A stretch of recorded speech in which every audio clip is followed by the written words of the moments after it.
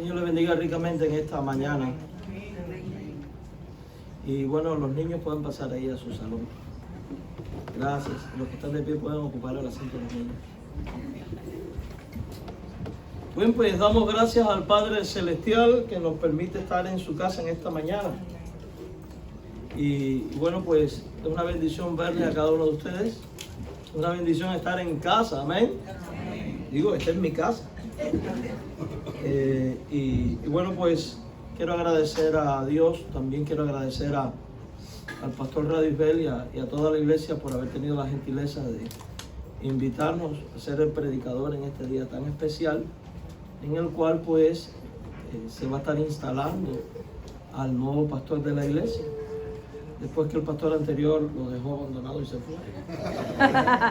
Qué mal pastor. Y es una bendición, y déjenme les digo, es algo hermoso que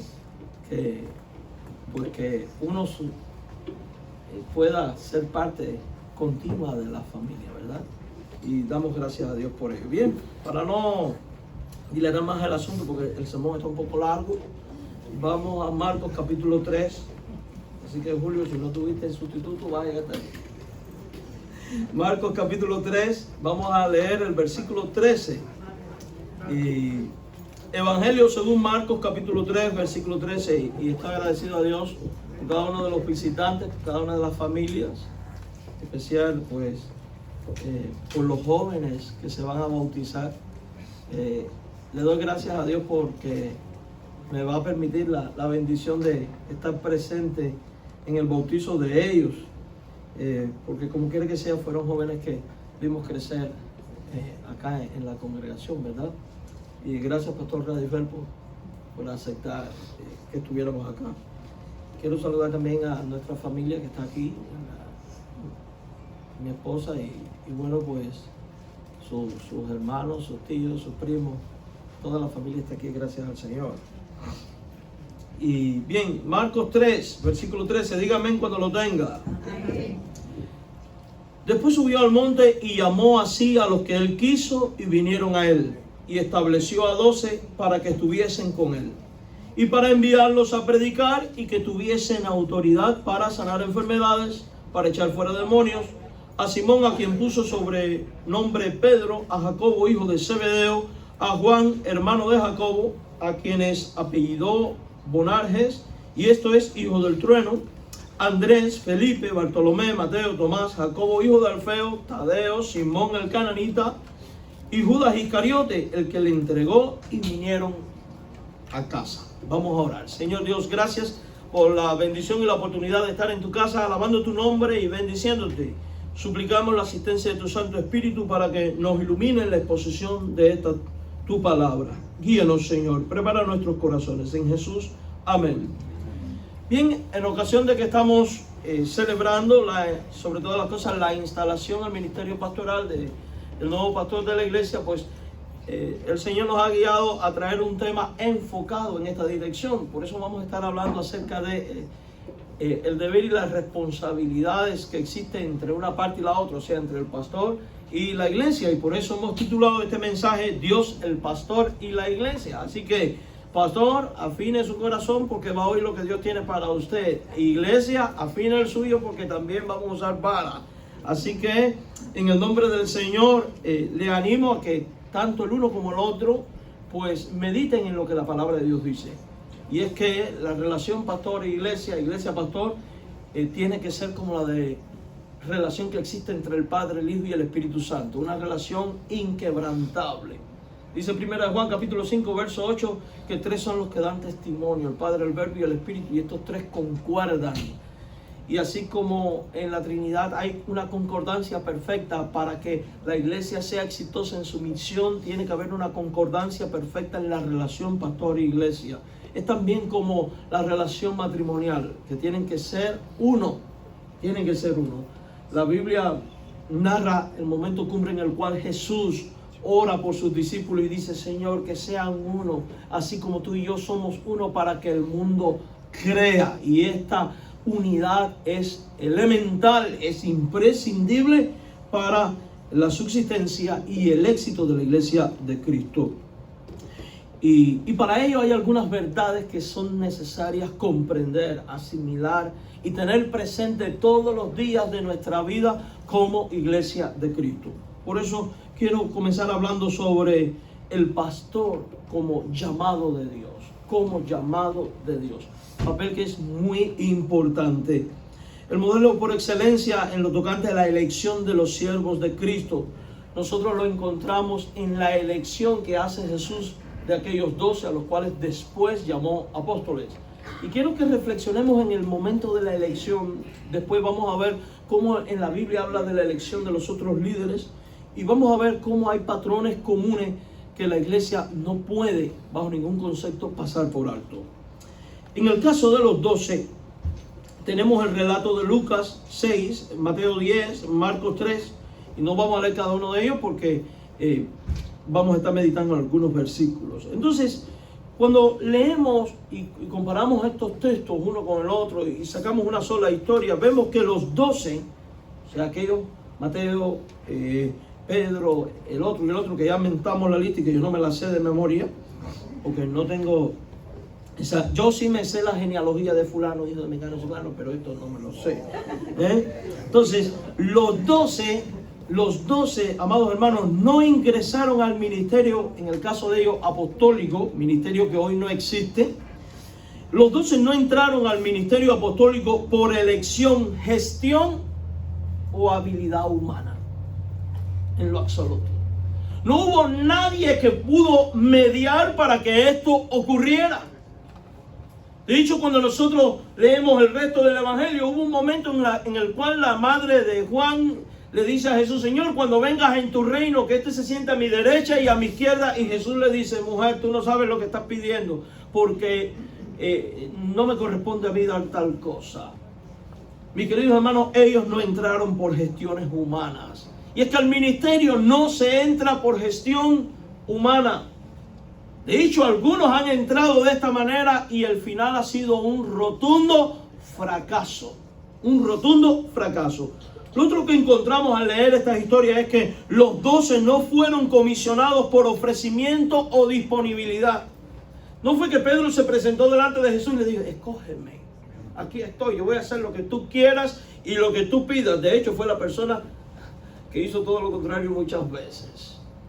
No es por disponibilidad, independientemente de que puede ser un anhelo del corazón, porque Timoteo dice que el que anhela obispado buena obra desea. Claro está, este deseo viene a ser una realidad porque Dios ya ha estado llamando al individuo al ministerio. La otra cuestión es que los 12 no devinieron en apóstoles por gestiones personales o por disposición propia. Los 12 ingresaron al ministerio apostólico por elección, llamamiento y nombramiento divino. La elección de los 12 ocurrió, mis queridos hermanos, en un espíritu de oración y meditación. Si usted va al relato de Lucas capítulo 6, versículo 12, la Biblia dice que Jesús subió y pasó toda la noche orando. Y después que hubo orado, descendió y escogió a los 12, a los cuales llamó apóstoles. Hubo un espíritu de oración. La Biblia no dice que estuvo orando Jesús. Nosotros sabemos que Jesús es Dios, sí, 100% Dios, pero es 100% hombre también. Y como hombre se autolimitó de toda la gloria celestial. Y vemos a un Jesús orante continuamente, un Jesús orante ante la toma de cada decisión. Y aunque el relato no lo dice, sí podemos especular y pensar de que pasó la noche orando, buscando la dirección de Dios para escoger a aquellos que Dios ya tenía para este ministerio. Entonces, la elección ocurre en un espíritu de ¿qué? De oración. En un espíritu de oración. ¿Y por qué ocurre de esta manera? Porque es el ejemplo que Jesús como maestro quiere transmitirle a la iglesia a la hora de encontrar al elegido de Dios. Mi hermano amado, la elección de los 12 ocurrió como resultado del designio soberano y electivo de Cristo. El relato de Mateo capítulo 10, verso 13 dice que llamó al que él quiso. Y esto es muy importante, porque Generalmente tenemos la tendencia a pensar de que Jesús solamente estaba acompañado por estos 12 y ya. No, había mujeres que le acompañaban, una tal Susana, María, la otra María, había más de 70. Pues si usted recuerda la comisión de aquellos 70 que los envía de dos en dos, pues apunta a la realidad de que había un gran grupo de discípulos, pero los llamados apóstoles fueron una elección particular de él conforme a su designio soberano para este ministerio, un número particular y exclusivo. Por eso creemos que hoy ya no hay apóstoles. Pero pastor, yo conozco al apóstol del Rey Jesús. Eso es un falso maestro y un falso apóstol. Eso no es apóstol ni es nada. Es un descarado y un vividor y un delincuente. No lo siga. Es la verdad. Y al que no le guste, bueno, porque le echa azúcar. No. Mis queridos hermanos, los 12 elegidos fueron llamados por Cristo. Fueron llamados por Cristo. Su ministerio no es de hombre ni por hombres. El ministerio de los apóstoles. Y luego en el apóstol Pablo encontramos las mismas cosas. Él, cuando está defendiendo su apostolado, dice: mi ministerio no es de hombres ni por hombres. Su ministerio es celestial, viene de Dios y por ello rinden cuenta solo a Dios. Y esto es muy importante. Los apóstoles iban a rendir cuenta a Dios. Y luego vamos a ver este mismo proceso en los pastores, y también ellos rinden cuentas a Dios. Mis queridos hermanos, los 12 elegidos y llamados fueron nombrados a un oficio, en el caso de ellos al apostolado, a ser enviados, a ser mensajeros, a ser testigos de la muerte y resurrección de Cristo, a ejecutar aquella misión que el Señor le había asignado a ellos. Dice Lucas 6:13 que los nombró apóstoles. Cristo es quien llama y asigna la tarea a la que llama, y a causa de su nombramiento los apóstoles, si usted lee Mateo 10:1, dice que tenían la autoridad de Cristo para practicar el exorcismo, o sea, para echar fuera demonios. Si usted va a Mateo 10:1, dice que tenía la autoridad de Cristo para sanar enfermos. Si usted va a Marcos 3:14, tenían la misión de ir y predicar el evangelio del reino. Misión que después es confirmada en la gran comisión cuando dice ir por todo el mundo y anunciar el evangelio. Cuando dice comiencen en Jerusalén, en Judea, en Samaria y hasta lo último de la tierra. O sea que el oficio del apostolado y la misión no es de invención humana ni de iniciativa propia, sino que es de revelación divina. El pastor y su iglesia han de hacer aquello que Cristo le ha asignado para hacer. Ahora, en el caso de los pastores, el llamado es casi 100% igual. Los pastores no ingresan al ministerio pastoral por elección, gestión u habilidad humana, sino divina. Ellos entran por llamado de Dios. Esto es importante tenerlo en cuenta todos los días de la vida. Alguno que otro falso pastor, lobo rapaz vestido de oveja, sí se va a colar por invención y por iniciativa propia, pero ¿saben qué? El resultado de eso va a ser catastrófico. Por eso, a imitación de Cristo, la iglesia cuando busca pastor tiene que hacerlo también en espíritu de oración y de discernimiento para identificar al llamado de Dios para este pueblo de Dios. Y debe de interceder ante el trono de la gracia y poner a un lado las preferencias, los gustos, los conocidos, los parientes y toda intencionalidad humana para encontrar al siervo que Dios tiene para su iglesia. Y gloria a Dios que eso es lo que ha estado ocurriendo aquí. Mis hermanos, la elección de los pastores siempre es hecha por parte de Dios, pues es quien aparta a la persona para el ministerio. Vaya conmigo por un momento a Hechos capítulo 3, versículo 13, versículo 2, por favor. Y ahí espero que esté en la pizarra. Ahí está. Hechos capítulo 13, versículo 2. Y quiero que medite. Y después vamos a buscar otro texto más. Este es el momento en que ocurre la elección de Pablo y Bernabé para una misión particular. Dice del versículo 1, había entonces en la iglesia que estaba en Antioquía profetas y maestros, Bernabé, Simón, el que se llamaba Níger, Lucio de Cirene, Manaén, el que se había criado junto con Herodes el tetrarca, y Saulo, ministrando estos al Señor, y ayunando, dijo el Espíritu Santo. Importante, ¿quién fue el que dijo? El Espíritu Santo. ¿Y qué es lo que dijo? Apartadme a Bernabé y a Saulo para la obra a que los he, palabra clave, llamado. El Espíritu Santo que apartó es el Espíritu Santo que llamó. Y es que es el Espíritu de Dios el que llama a los pastores. Iglesia, tiene que tener esto presente todos los días de tu vida. Vamos ahora, por favor, a Colosenses 4:15. Libro de Colosenses, capítulo 4, verso 15. Y preste especial atención a lo que este pasaje nos dice, sobre todo hacia la parte final del versículo. Colosenses capítulo 4, verso 15. Saludad a los hermanos que están en la Odisea y a Ninfas y a la iglesia que está en su casa.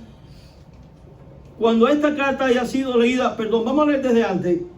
Doy testimonio de que tienen gran solicitud por vosotros y por los que están en la Odisea y los que están en Hierápolis. Os saluda Lucas, el médico amado, y demás. Saludad a los hermanos que están en la Odisea. Y evidentemente es una iglesia que está en su casa y a la cual se está dando saludos por llamado divino. En especial aquel que es su pastor. Bien, mis queridos hermanos, vemos que la elección de los pastores siempre es hecha por parte de Dios. Es Dios quien nombra a los pastores y pone a la persona en el ministerio. Importante, es Dios quien nombra y pone al pastor en el ministerio. No es la iglesia. La iglesia solo reconoce, identifica y sigue. Pero es Dios quien hace esta obra. Y después voy a decir por qué estos elementos son importantes. Vamos a 1 Timoteo 1:12. 1 Timoteo capítulo 1 en el versículo 12. Y preste especial atención aquí. 1 Timoteo 1:12. Doy gracias al que me fortaleció, a Cristo Jesús nuestro Señor, porque me tuvo por fiel, dice Pablo, poniéndome en el ministerio. ¿Quién fue el que puso a Pablo en el ministerio? Fue Dios. ¿Quién es el que ha puesto a Radisbel en el ministerio de esta iglesia? No fueron ustedes, fue Dios. Yo soy testigo fiel de cómo Dios en esta iglesia ha trabajado de manera increíble. Y algo peculiar cuando usted analiza la historia de esta iglesia, y puedo hablar de la historia de esta iglesia, porque aquí estuve 6 años, es que Dios siempre obró en el momento oportuno y de la manera oportuna, en el tiempo oportuno y tiempo corto. Yo recuerdo cuando llegamos acá, nos reuníamos en un hotel con unas incomodidades tremendas. El hotel entra en construcción.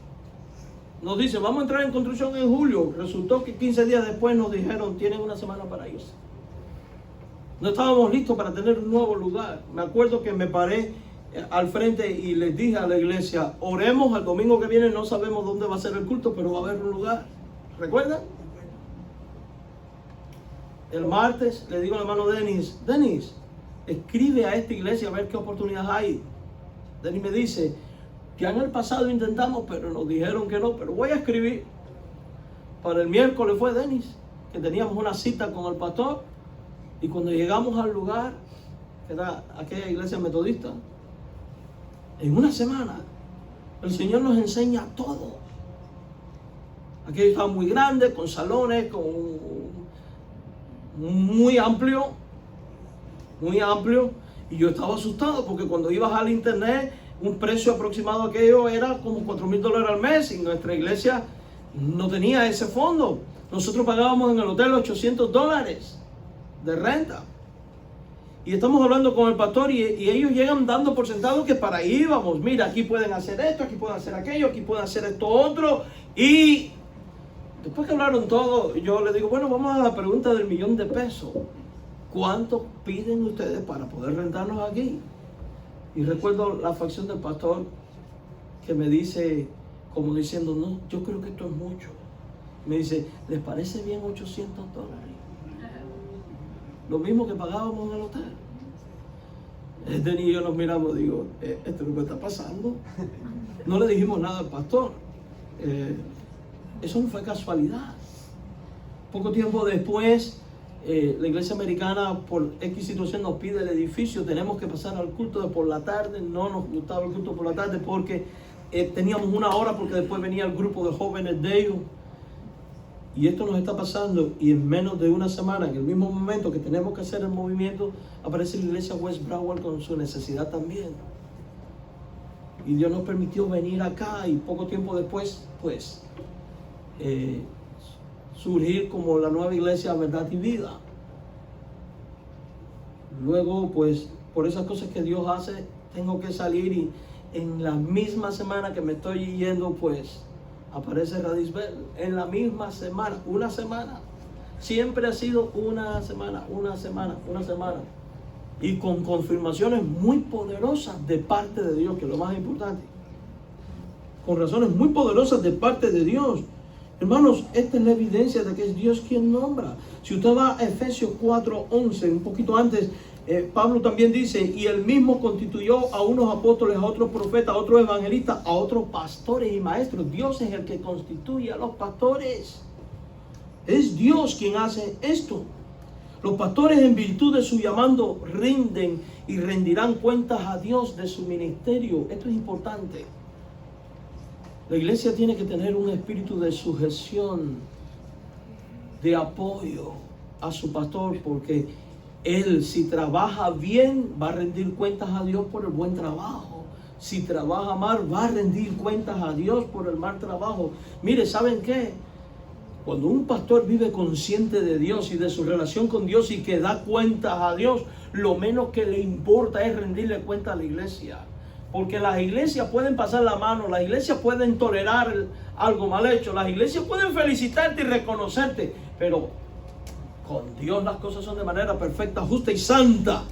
Eso significa que aquello que hiciste bien, Dios te lo va a galardonar, pero aquello que hiciste mal, Dios te lo va a demandar como pastor. Por eso ustedes tienen que orar por su pastor incesantemente, para que Dios lo guarde en su mano, para que Dios lo use. Orar por su predicación, por su sermón, por su mensaje, por su trabajo de consejería, de consolación, de exhortación, de amonestación. El diablo va a querer destruirle a él. Y ustedes como iglesia, al entender que él es el llamado de Dios y que rinde cuentas a Dios, como aquel hombre a quien Dios le dio talentos y a su regreso le dice, da cuentas, así Dios le va a pedir cuentas a él. Dios te va a pedir cuentas por esta iglesia. Y tu responsabilidad delante de Dios es vivir todos los días tu ministerio con esto presente. Voy a dar cuentas a Dios por la Iglesia Bautista Verdad y Vida. ¿Va a cometer errores el hermano? Sí, los va a cometer, porque no es perfecto. Y ahí es donde tiene que estar su amor y su apoyo y su oración para con él. Va a hacer cosas extraordinarias en el nombre de Dios y con la ayuda de Dios también. Ahí hay que ir y celebrar con él. Y vivir la fe en esa plenitud, entendiendo de que cada uno de nosotros también dará cuentas a Dios por nuestros dones, talentos que pusimos al servicio de Dios o no. Porque déjeme decir algo, el único llamado en la iglesia de Dios no es el pastor. El pastor es llamado al pastorado, a la enseñanza, a la consejería, a la exhortación, a administrar, etcétera, etcétera. Pero cada uno de ustedes es llamado a ejercer un don por manifestación del Espíritu, y también Dios les va a pedir cuentas. Por tanto, ustedes junto con Él tienen que caminar en el llamado de Dios, en la misión de Dios. Es Dios quien define, hermanos, la tarea del ministerio. El pastor, en virtud de su oficio y ministerio, tiene la tarea, según 2 Timoteo 4:2, de predicar la palabra de Dios. Que prediques, que instes, exhorta, reprende, y todo esto a tiempo y fuera de tiempo. Esa es tarea de Él. Por tanto, iglesia, cuando tu pastor venga a enseñarte, no tengas un corazón duro a su enseñanza, porque lo hace como quien va a dar cuentas a Dios por su responsabilidad en virtud de su llamado y para tu edificación. Cuando tu pastor te exhorte o te reprenda, abre tu corazón a su exhortación y a su reprensión. Porque esto es la voluntad de Dios. Esto es lo más conveniente para tu vida. Más bien preocúpate cuando andes en pecado, andes desordenadamente y a tu pastor no le importe. Preocúpate cuando andes mal delante de Dios y tu pastor no te exhorte o no te reprenda. Porque eso significa que no te ama. Ninguna exhortación ni reprensión en el momento es agradable ni aceptable. No lo es, porque psicológicamente y espiritualmente, a causa del pecado presente en nosotros, la tendencia natural es a cerrar los oídos al consejo y a la exhortación. Agradece a tu Dios y alaba a tu Dios cuando tu pastor da un sermón que te estremece y que te confronta contra tu pecado y contra tus malas actitudes y contra tu rebeldía contra Dios o contra tu pasividad en las cosas espirituales. Por eso es imprescindible, iglesia, que entiendas que Él, como llamado de Dios, tiene esta tarea: predicar la palabra de Dios, anunciar el evangelio. 2 Timoteo 4:2. Permanecer en el lugar, estar disponible o listo para ejercer su ministerio a tiempo y fuera de tiempo. Eso se refiere cuando dice inste, epistesi en griego, que significa permanece en tu lugar. Ahí donde tú estás, insiste en tu doctrina, tu enseñanza, el consejo de Dios, los principios bíblicos, éticos y morales que vienen de la palabra de Dios. Que no van a ser agradables al corazón humano, pero son necesarios e imprescindibles. Y que Él, como llamado de Dios, tiene la responsabilidad de permanecer ahí, aunque el mundo cambie. Ahorita lo cantábamos. La Biblia dice: sé que la hierba, marchítese la flor, pero la palabra de Dios permanece para siempre. Reprende, dice la Biblia, epitemeson en griego.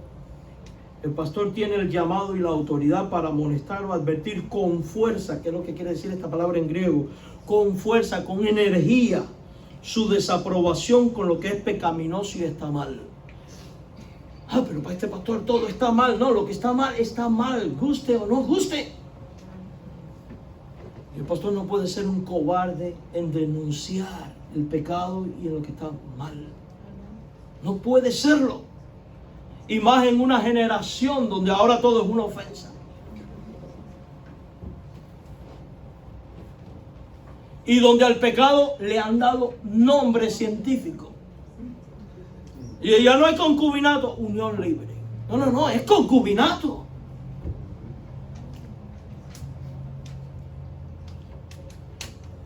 Ya no es homosexualismo. Ahora es preferencia sexual, no homosexualismo, pecado.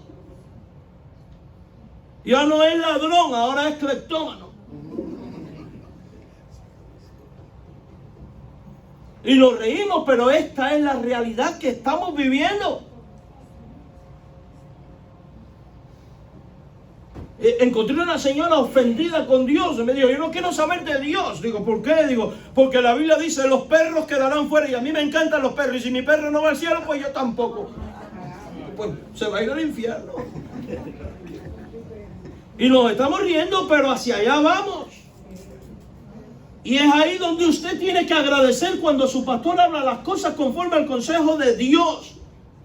Y su responsabilidad como iglesia es exigirle y velar para que él hable conforme al consejo de Dios. Y la responsabilidad de él como vocero de Dios es hablar conforme al consejo de Dios. Si no, Dios lo va a quitar del medio.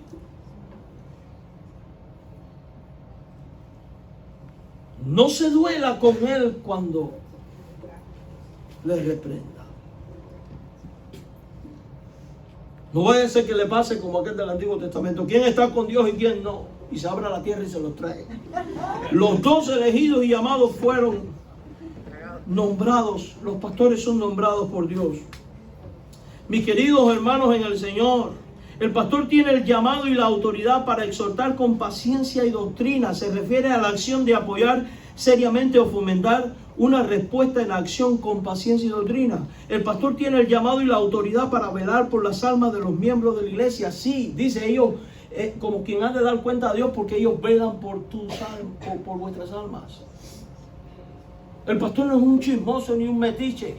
Este pastor se mete en todos mis asuntos personales. Él vela por tu alma y tiene la autoridad de Dios para meterse en tus asuntos espirituales. Y si tú no le das a tu pastor el lugar que le corresponde para permitirle trabajar en los asuntos de tu alma, tú estás en rebeldía con Dios.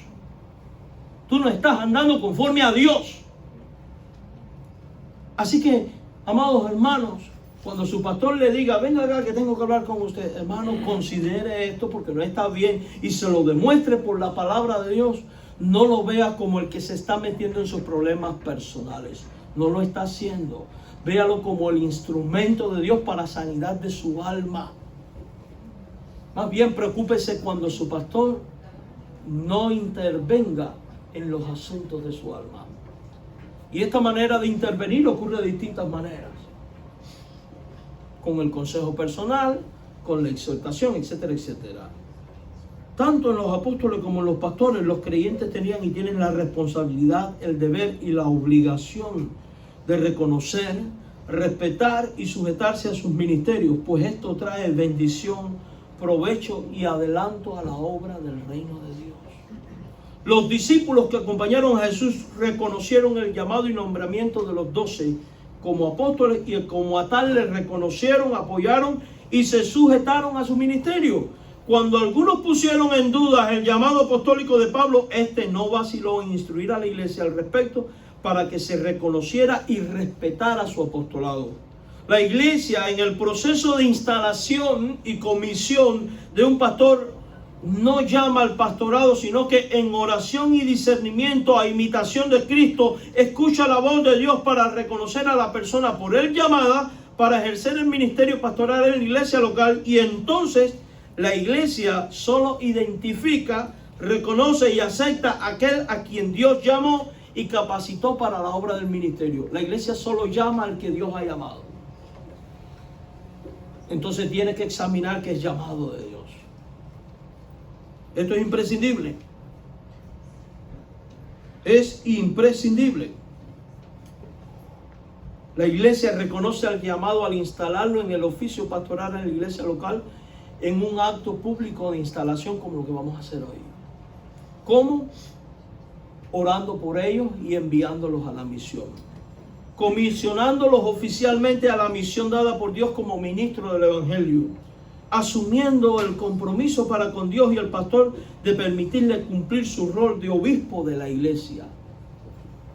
Asumiendo el compromiso de apoyar al pastor en su llamado, con sus dones, y de apoyar al pastor en sus necesidades emocionales, espirituales y también financieras.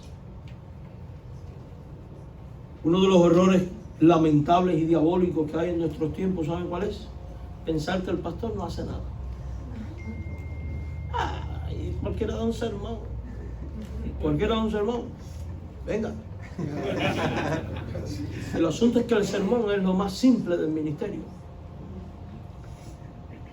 Y la consejería, y el aliento, y la oración, y el estudio, y el aguanta la crítica, y el aguanta al majadero, y el aguanta al amante, al que viene a tentarte y a provocarte para que tú caigas. Y lidiar con asuntos de depresión, con asuntos de alcoholismo, con asuntos de droga, con asuntos de migración. La lista es interminable, hermanos. Interminable. Y mientras más viejo usted se va poniendo en el ministerio, más cosas va acumulando. Y cada día aparecen nuevos inventos y nuevas cosas que le pasan al pastor. Y nuevos retos. Y mientras todo el mundo está en su casa ya descansando, el pastor tiene que estar orando, a veces desvelado, a veces lidiando con cada situación. Que por favor. No recuerdo si una vez les conté que me metí en una pelea de machetes entre una parte y otra. No era yo el de los machetes. Ahora no me mataron. Claro. Estaba en mi clase de escuela dominical, eso me pasó en la iglesia allá en mi país. Y entró una señora gritando que se iban a matar y se iban a matar y se iban a matar. Eran dos guajiros, el hijo y la padre. Y por esas cosas que ocurrían, la única iglesia del pueblo era la Bautista. Y yo era casi que el alcalde del pueblo. Me llamaban para todo. Y Y me meto en aquella pelea. Y le echo tremendo regaño a las dos personas. Y ellos no venían a la iglesia. Y después, aquello trajo como resultado que ellos impactaron en que un extraño se haya metido y les haya dicho: Dios, no estás honrando a tu padre y tu madre. Le dije 70 barbaridades. Empezaron a venir a la iglesia y toda la familia se convirtió. Después, cuando me vi con los machetes en la mano, me desmayé pensando que se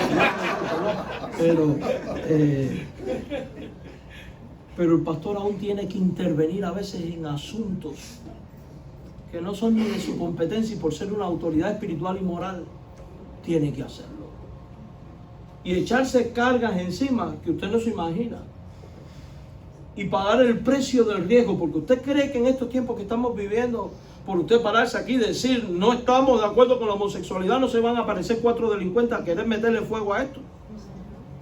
Ojalá lo haga, a ver si seguro nos construye el tema. Pero usted cree que no va a pasar eso. ¿Tenemos algo en contra de los homosexuales? No tenemos nada en contra de ellos. ¿Qué es lo que anhelamos que a ellos les pase? Que se conviertan a Cristo, y si llegan aquí, bienvenidos son a la casa de Dios. Tienen que arrepentirse, creer en Cristo, ser salvos y que te vaya bonito.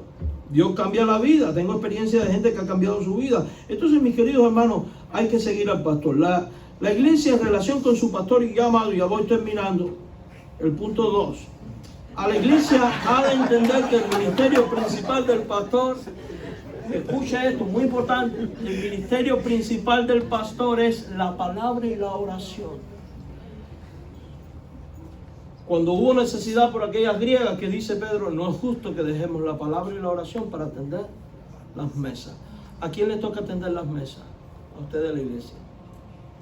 Para que su pastor tenga el tiempo que requiera para su estudio y su oración. Preocúpese. A cada rato pregúntele al pastor cuánto tiempo usted se mete preparando el sermón. Me paso 2 horas. Hermano, hay que buscar cómo liberar un poco al pastor, porque un sermón no se prepara en 2 horas. Pastor, ¿qué está leyendo? ¿Qué está estudiando? Pregúntele, preocúpese y búsquele la liberación a él para que él dedique. Mire, mientras más tiempo pasa el pastor en oración y estudio, más edificados van a ser ustedes. Más edificados van a ser.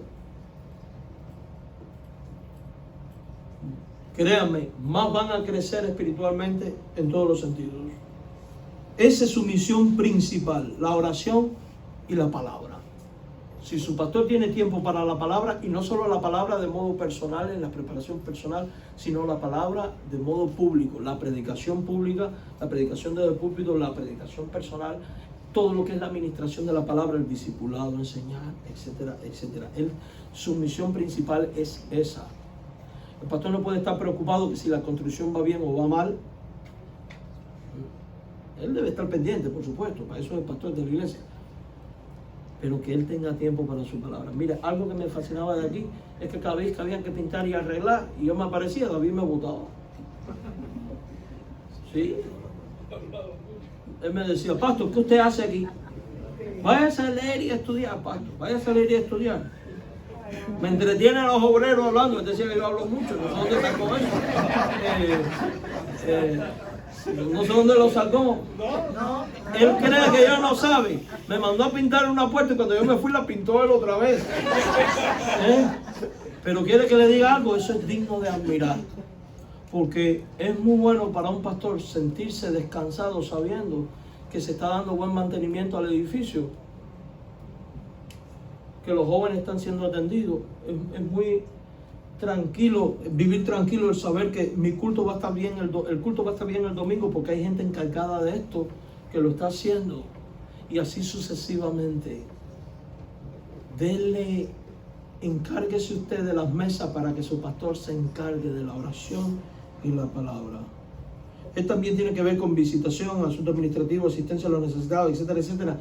Pero principalmente eso les toca a ustedes. Los creyentes han de obedecer y sujetarse a sus pastores, porque ellos velan por su alma. Ellos son responsables ante Dios del cuidado de tu alma. Ellos darán cuentas a Dios por el cuidado de tu alma. Ellos tienen la autoridad de Dios para pastorear tu alma. Iglesia, cuando tu pastor interviene en los asuntos espirituales de tu vida, lo hace en virtud de su llamado. Acéptalo y reconócelo. Pero sobre todas estas cosas, dice la Biblia en Hebreos 13:17, que esto es necesario para que el pastor pueda ejercer su ministerio con alegría y sin quejarse. Cuando el pastor se amarga y se entristece, las cosas empiezan a ir mal, hermano. Procure que en todo tiempo su pastor trabaje con alegría. Aunque sea un resabioso como yo, pero alegre en el Señor. Sí, yo tengo mis malas pulgas, yo lo sé. Pero que trabaje con alegría. No le ponga obstáculos. No le ponga obstáculos. La iglesia ha de orar por su pastor para que Dios le dé espíritu de sabiduría, dice Efesios 1:17. Para que Dios le dé revelación en el conocimiento de Cristo, para que Dios le abra puertas para ministrar la palabra, dice Colosenses, para que Dios le permita conducirse bien en todo, para que Dios le santifique y guarde por completo, dice 1 Tesalonicenses. No voy a leer todo esto porque no nos vamos entonces. Para que Dios le llene de todo gozo y paz en el querer, a fin de que pueda abundar en esperanza por el poder del Espíritu Santo, dice Romanos 15:13. La iglesia ha de acordarse y tener presente siempre a sus pastores, dice Hebreos 13:17. Ese sí, pónmelo aquí, David, por favor. O ahí está. ¿Qué es lo que dice? Vamos a leerlo. Obedeced a vuestros pastores y sujetaos a ellos, porque ellos velan por vuestras almas como quienes han de dar cuenta, para que lo hagan con alegría y no quejándose, porque esto no es provechoso a quién, ni al pastor ni a la iglesia. Mire, ellos son los que se gozan cuando usted se goza y se entristece cuando usted se entristece. Son humanos y necesitan el apoyo emocional y espiritual de sus hermanos. A los pastores muchas veces les toca gastar de lo suyo y gastarse a sí mismo por amor a Dios, su iglesia y las ovejas. Así lo dice Pablo en 2 Corintios 12:15. Amar de manera abundante aunque sea amado menos. Ser objeto de la incomprensión, el abandono, la crítica, incluso la burla de aquellos que no entienden el ministerio porque no son llamados, y aún así el pastor, con la ayuda de Dios, mira al cielo y sigue adelante porque entiende que el sufrimiento es parte de su ministerio, pues Jesús nunca dijo que sería fácil. La iglesia, al mirar la conducta de su pastor, dice Hebreos 13:7, ha de imitar su fe. Él, como llamado de Dios, tiene la responsabilidad de vivir en fe, andar en fe y ser un hombre de fe. Y ustedes, como iglesia de Cristo, tienen el deber y la responsabilidad de imitar esa fe. La iglesia tiene el deber moral y espiritual de suplir con creces para que las necesidades económicas de su pastor sean cubiertas. No nos gusta hablar de dinero, pero hay que hablarlo. 1 Timoteo 5:17-18 dice que los que enseñan bien son dignos de doble honor, doble paga literalmente. Y dice la Escritura también que el que predica el Evangelio, que viva del Evangelio, que no se debe poner bozal al buey que trilla. Ustedes son responsables de que a él no le falte sus necesidades básicas para la vida: el techo, el pan y todo aquello que es imprescindible. Y quizás para eso tengan que esforzarse un poco en cuanto a ofrendas, etcétera, etcétera, etcétera. O de otras maneras, porque hay muchas maneras de ayudar. Porque es indigno que todos los creyentes vivamos con nuestras necesidades cubiertas y aquel que se desvela por nosotros, ministrando a nuestra alma, velando por nuestra alma, esté con carencias. No dejen que su pastor vaya al welfare aquí y allá. Ustedes tienen que ser el welfare de él. Y tienen que esforzarse para ello. Y el que siembra abundantemente, dice la Biblia, que abundantemente segará. Así que tienen esa responsabilidad financiera también. Es indigno si no hay y tiene que buscar un trabajo secular. No es indigno. No lo es. Porque ningún trabajo es indigno, pero no es lo ideal.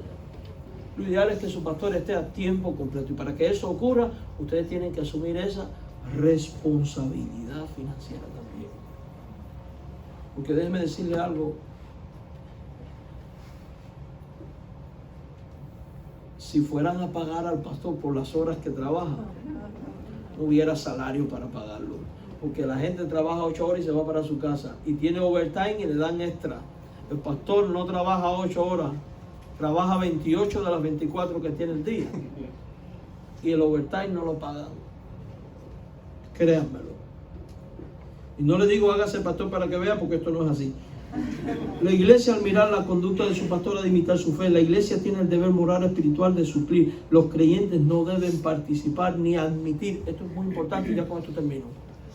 Esto es imprescindible. Los creyentes no deben de participar. David, ponme en la pantalla 1 Timoteo 5:19. Ni admitir acusaciones contra su pastor, a menos que hayan 2 o 3 testigos veraces de lo que provoca la queja. Muy importante. La murmuración y el chisme acaba con la vida de la iglesia, su ministerio y su pastor. Conviértase en un creyente cuyos oídos son resistentes a oír murmuraciones y quejas si no hay pruebas. De lo contrario, usted está pecando. Vamos, mira lo que dice. Contra un anciano, y no está hablando de Julio, anciano es presbítero, un pastor. Contra un anciano no admitas, es categórica la Biblia, no admitas acusación sino con 2 o 3 testigos, y testigos veraces. Cuando alguien te venga a hablar de tu pastor, hey, la Biblia me dice esto, créame que ese no va a volver ahí. Esta actitud daña a la iglesia. Esta actitud divide al pueblo de Cristo. Esta actitud son una vergüenza y una piedra de tropiezo para creyentes y no creyentes. Amada iglesia, les animo en el nombre del Señor que en esta nueva etapa que les toca caminar como pueblo de Dios, lo hagan en el amor, en la misericordia de Dios, lo hagan en esta actitud, tomando en cuenta estos consejos. Y su pastor va a trabajar con alegría. Y bendecidos van a ser ¿quiénes? Todos. Créanme, sobre todo esto último. Y lo puedo decir por testimonio. Lo puedo decir por testimonio. Que una acusación falsa puede destruir una vida, una familia, un ministerio, una iglesia. No permitan que esto ocurra. ¿Ven? Damos gloria a Dios por la vida de Radisbel. Yo lo conozco de años. Cuando yo estaba en segundo año del seminario, él entró en el primero. Nos conocemos del seminario. Yo era de la clase más grande que había en el seminario. Él era de la más pequeña. En mi clase habíamos 38 éramos. Y ellos eran como 5 nada más, pobrecitos.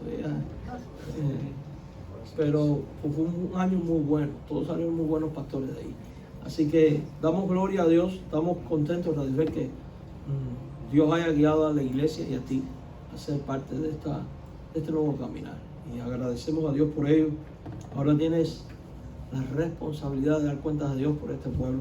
Y sé que lo vas a hacer con temor y temblor como lo has hecho hasta ahora. Radisbel no es un pastor. Ahí donde usted lo ve que tiene esa cara de baby que tiene. Lleva más de 14 años en ministerio. Como 14, ¿no? Radisbel, más o menos. Es un hombre de experiencia, un hombre que ha tenido un pastorado exitoso en su país y el mío. Y confiamos en Dios que el Señor seguirá bendiciéndoles a él y a ustedes. Amén. Bueno, pues yo dije todo lo que tenía que decir. Tenía más, pero el tiempo es muy corto. De esta parte. Gracias. Vamos a orar. Señor Dios, suplicamos tu bendición. Permite que la palabra predicada haga mella en el corazón de las almas y sea de edificación. Gracias por la vida de Radisbel, Señor, y permite que él pueda ser un instrumento tuyo en esta tu iglesia, Señor. Alabamos tu nombre. Bendice a tu iglesia y permite que ella pueda ser una bendición para él también. La palabra predicada no vuelva vacía, Señor. En el nombre de Jesús. Amén.